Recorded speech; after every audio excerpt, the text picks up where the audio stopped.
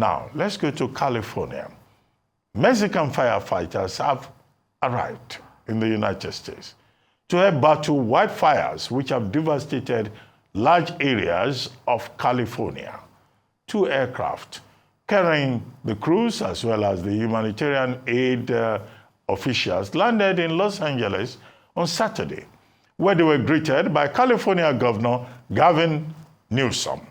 Firefighters raced Saturday to cut off spreading wildfires before potentially strong winds return that could push the flames toward the famous J. Paul Getty Museum and the University of California, Los Angeles, while new evacuation warnings have left more homeowners on edge. In the meantime, the United Nations weather experts from the World Meteorological Organization have confirmed that 2024 was the hottest year on record at 1.5 degrees Celsius above pre-industrial temperatures. In the words of the WMO spokesperson, Claire Knowles, we saw extraordinary land, sea, surface temperatures, extraordinary ocean heat accompanied by very extreme weather affecting many countries around the world, destroying lives, livelihoods, hopes, and dreams. We saw many climate change impacts retreating, sea ice glaciers. It was an extraordinary year. The 1.5 degrees Celsius marker is significant because it was a key goal of the 2015 Paris Agreement to try to ensure that global temperature change does not rise more than this above pre-industrial levels, while striving to hold the overall increase to well below 2 degrees Celsius. I'm now being joined by Ogunlade Olamide Martins, who is Senior Program Manager at Corporate Accountability and Public Participation Africa. Good to have you on the program, Olamide Martins, where you work in the area of climate change. But let's start with the wildfires in California. 6 areas, 8 areas, unrelenting wildfires propelled by low drought, by intense winds, devastating almost all of the LA District Council, stretching along the Pacific Palisades to the Hollywood Hills, to the Kenneth fires, as we were told, to the Lydia fires that we were told, the Host fires, as we were told. Great devastation. Celebrities losing their homes, a lot of people suffering a lot of deprivation, issues with water supply, the emergency response agencies, including firefighters, stretched to the ultimate limits. Now, what lessons can we learn? Even President Biden having to cancel his trip to Rome and having to complain about water supply in this tragic, nightmarish, devastating, apocalyptic, the fire chief refers to it. What are the lessons that we can learn from this? Thank you very much, Dr. Abati, for having me. Let me say that I'm a keen supporter, and I have vested interest listening to your program, so it's a complete privilege to be here. Going straight to your question. Oh, no, what are you supporting? Okay, you are supporting Arise News. Arise News, and of course, I've been a keen follower as well. So let me just go straight to your question. So many lessons, Dr. Abati. The first I would like to say is that climate change is real. It's not mysterious, as some people have decided to put it. And it's not a respecter of your development stance or your technological initiatives or where you belong to in the globe. People are saying, or they've said consistently, that if you are in the global north, you are immune to, or you are protected from the adverse effects of climate change, compared to if you belong to the global south, Africans and Nigerians, for instance. So what we see happen in Los Angeles, particularly the places that you have mentioned, is the fact that climate change is scientific, and it has established very, very profoundly the cautions of not just the WTO that you just mentioned, but the consistent caution of IPCC. For the last 10 years, we've risen consistently, above 1.5 degrees, and that has even been modest. When you look at the data that WTO had to rely upon, to arrive at the conclusion that you cited so brilliantly, they were modest data, just about 6, data from across, organization from within the global north. But we should look at the realities in Africa, and of course in the global south that I mentioned earlier. The realities of climate change are real. They are so obvious. They are not something to be questioned about, and that brings to the bear, to the front, the credibility of those who are benefiting from the devastation that climate change has posed at us. If Los Angeles, with the level of their development and advancement in science and technology, will still have to battle this, and climate change will now have to be reduced to an emergency for such an advanced climate. And I think those of us in the global south, must begin to look into our policies and begin to look at how real, and how urgent we should begin to make our policies to address the impact of climate change. They are real, like I said. It's not mysterious. It's something that you can see happen, even in advanced countries like America. Okay, I mean, we've had cases like the El Nino, the La Nina in the course of 2024. And yet the experts are saying, yes, what we have seen in Los Angeles is, as you have pointed out, the reality of global warming, of climate change. It's not just the WMO, the World Meteorological Organization. Also the EU Copernicus Climate Change Services Center said that on the average in 2024, global warming was in fact about 1.6 degrees Celsius. And if we were to reach 2.0 degrees Celsius, degrees Celsius, the world will be in a worse place.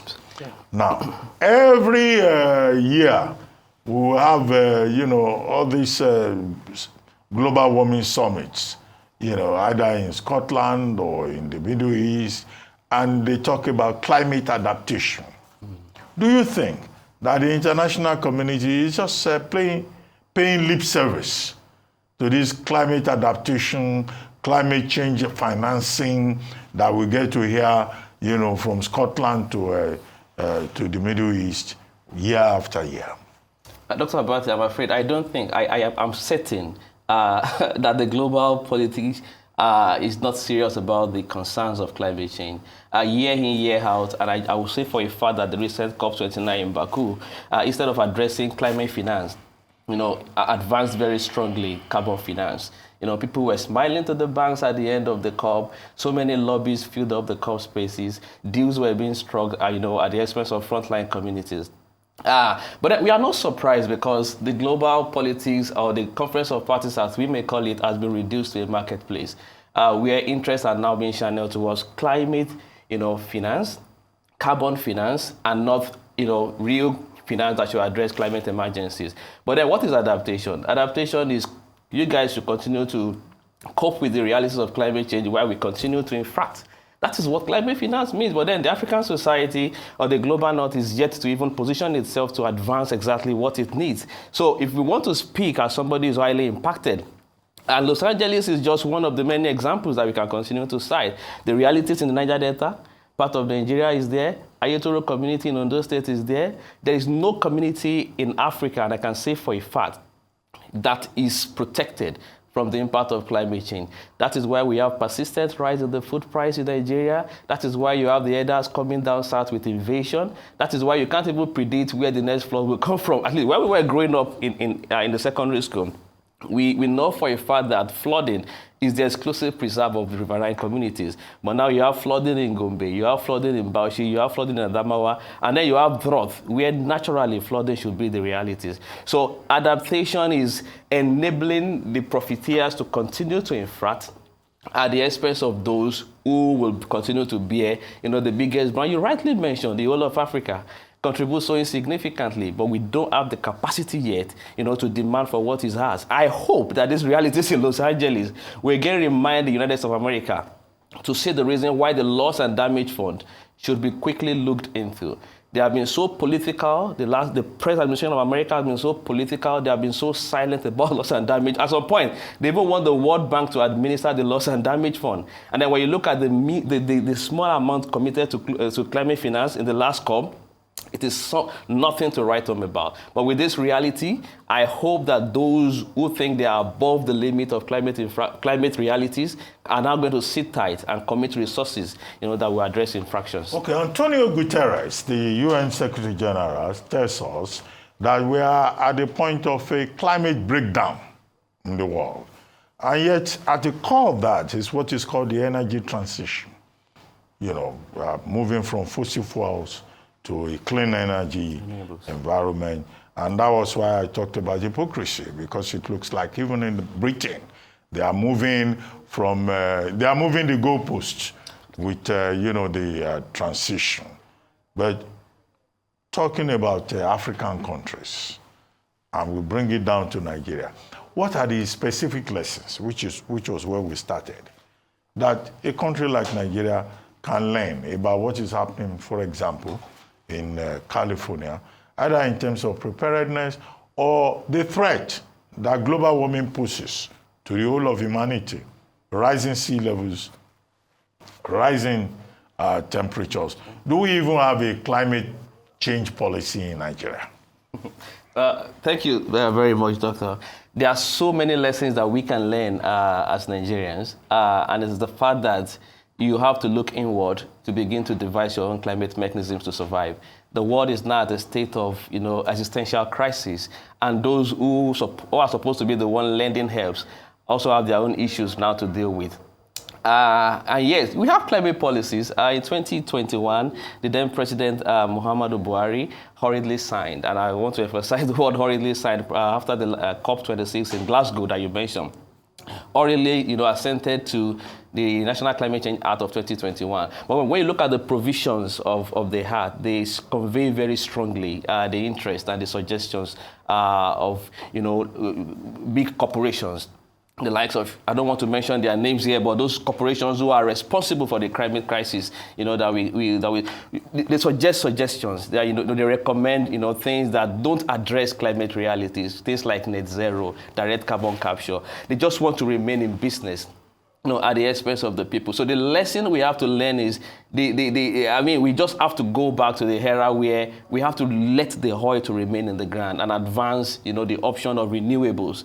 Because before the advent of crude oil in 1956 in Nigeria, we have survived so brilliantly as a nation. Now we are dealing with people who, at the expense of frontline communities, smiles to the bank, and now they are divesting, passing out liabilities to those who don't have what it takes to even clear the mess, you know, that their operations have caused, you know, in the Niger Delta. So ours is a lesson of, you know, proactiveness that's expected of us as a nation, and also to rejig our policies to be independent.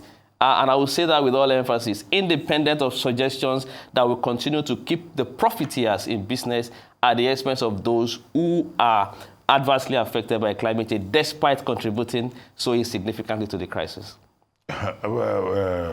Ogunlade, just educate me. You are saying we should pivot away from crude oil, okay?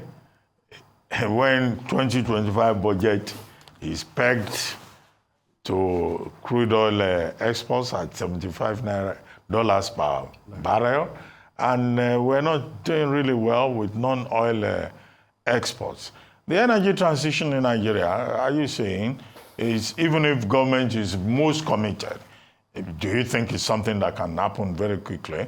Some people put the peg at about 50 years. So 50 years from now, we'll still be dealing with that energy transition. I don't think it can happen overnight. It can't happen overnight. How can policy, you know, fast track this transition that you talk about? And Doctor, we also have to be mindful of the fact that our oil and gas, you know, stand the risk of becoming stranded in the international market. We are dealing with the global north, who are also devising means of survival outside. Don't be stranded. We are a prayerful nation. Outside the oil and gas. We depend on oil. We are a prayerful nation, highly religious, but we also have to face our realities as a people.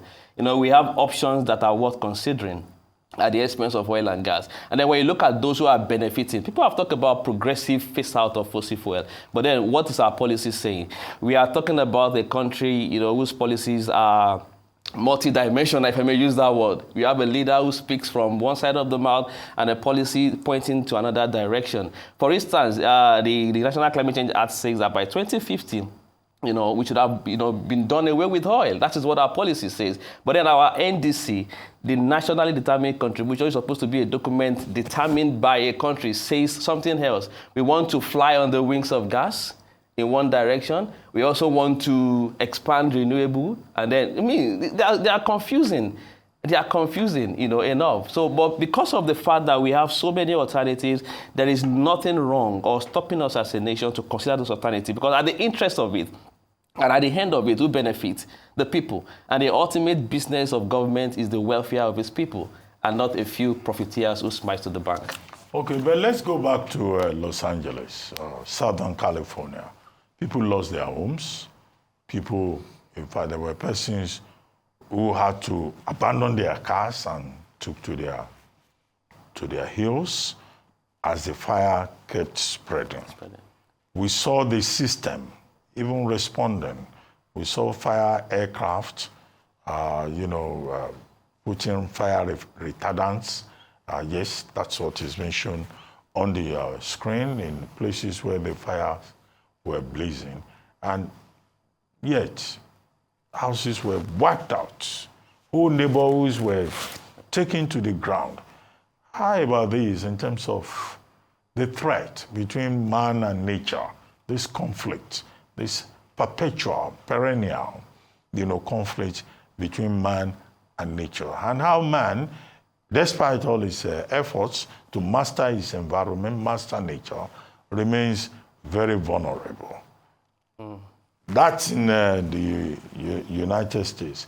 If this were to happen in a third world country, in fact, one of the people involved in managing the crisis said, Southern California had become like a third world country. So does that suggest to us a sense of urgency about managing the environment and the climate? Before the Paris Agreement of 2005, 2015, I must say, it has been urgent. In fact, the Paris Agreement of 2015, said that if nothing is done between that time and 2024 that just ended, we are heading towards a catastrophe. So that is just like a tip of an iceberg, and it's telling us very clearly what to expect. But I'm afraid about the economic losses that you reeled out, but then more importantly about the non-economic losses that are also associated with this. How about the trauma that people now have to face at the expense of this? Government can quantify the damages. Maybe they have the capacity that we don't have on this side of the world, but there is no government in the world that can quantify and put figure on non-economic losses. That well, these people the insurance industry is saying that they face the biggest historic payout, in the business in California alone. Maybe they will look at the small print and say, well, we can't pay all of this because it's an act of God. $8 billion, we're told, is what the payout is looking like. $8 billion compared to about $52 billion that have been, quantified as economic losses, with emphasis on non-economic losses. I'm talking about trauma. I'm talking about people who will not recover from this reality, for the entire life that they will have to live, and the story that they will have to tell their children. But these things are avoidable. There are things that could be minimized. The last 10 years have been extremely hot. The next 10 years will be double the price. I told you earlier, Dr. Abati, that this figure is even us being modest. The realities on ground in the global south, and even in Nigeria where we are, is more damning and more disturbing than what is being painted here. If emphasis will also be thrown at the realities of people in the Aitoro community, or in Tata Tabeta community in Kenya, or those in Kambele in Cameroon, then Africa will have a lot of stories to share as against, the emphasis that we put on it. It's in the media because it is happening in America. But I think I'm excited because America is now a victim of the crisis that it ought to have managed in the first instance. You are excited? Excited because now they have to be, they have to turn the script and now act in the interest of the world and not in the interest of America alone, because the global north are responsible for the climate crisis that the world is facing. And that's the reality. If figures are anything to go by, the whole of Africa contributes less than 4% to global emission, and yet we bear the brunt. Now the brunt is being spread over. Let's see what the world will do in response.